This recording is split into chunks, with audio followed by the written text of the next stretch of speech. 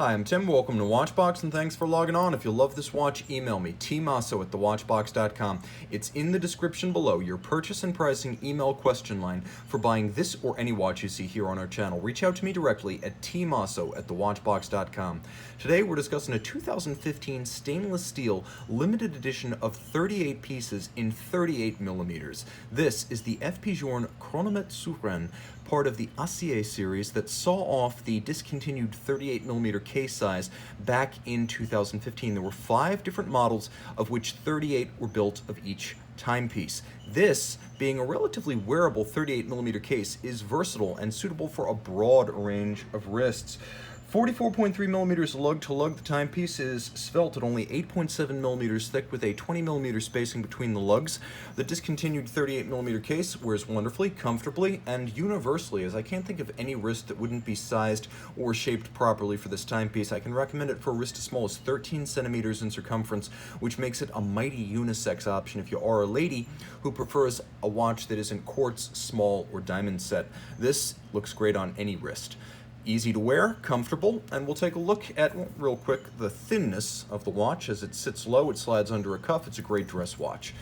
Hardware and software, let's jump to the strap. As you can see, it's a sort of rust red, somewhere between red and brown. It's like your Mississippi mud, and it's got large rectangular scale alligator leather, semi-gloss, monotone stitch, folded edge construction, and of course FP Journe using gator on both sides, small round scale on the bottom. The double gator makes the strap more durable. It costs more, but this watch is worth it.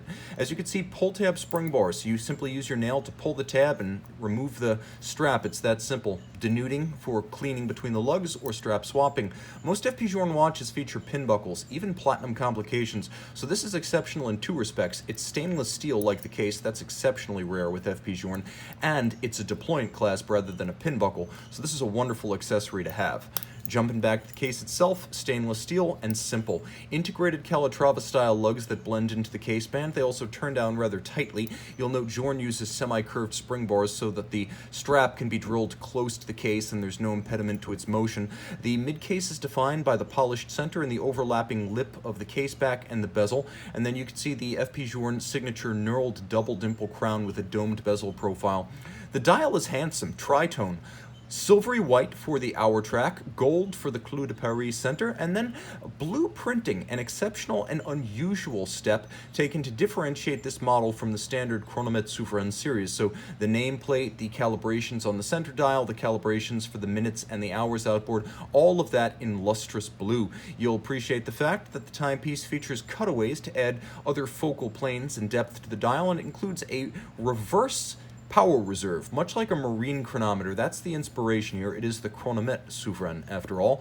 So when it is fully wound, it indicates 0, because in the era of marine chronometers or navigation clocks, it was critical to wind them at the same time every day, exactly 24 hours apart for best precision.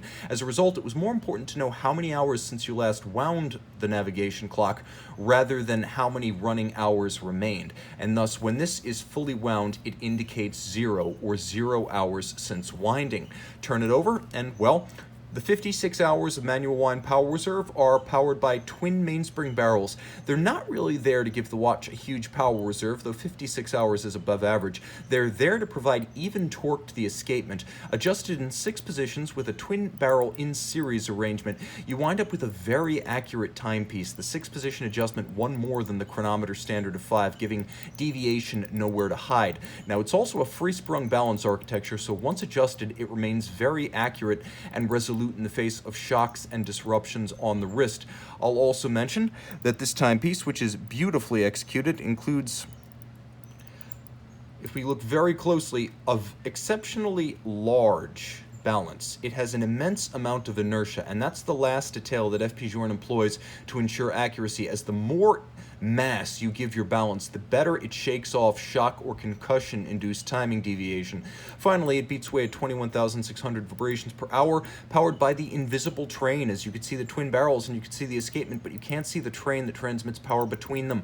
That is because the power is driven underneath the dial. The drivetrain is under the dial, so it opens up the gap between the barrels and the escapement and balance. Several different types of finish at play. You see satination for the click wheel, as well as for the Wheels themselves and the cap to the regulator, black polished screws in all cases, Côte de Genève linear across the bridges, perfectly aligned. You could see that there is a radial graining, or a sort of radial grooving, that explodes out Côte de Soleil, if you will, from underneath the two barrels, which are themselves satinated. There is mirrored anglage, or beveling on the edge of every bridge, and then there is engine turning on the base plate below the balance.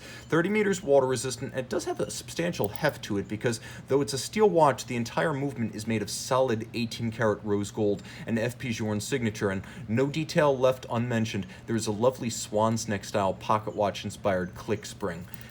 Gorgeous and rare. This is a Grail watch, and if you wish to collect all 5, you gotta have the CS. Email tmosso@thewatchbox.com to get started.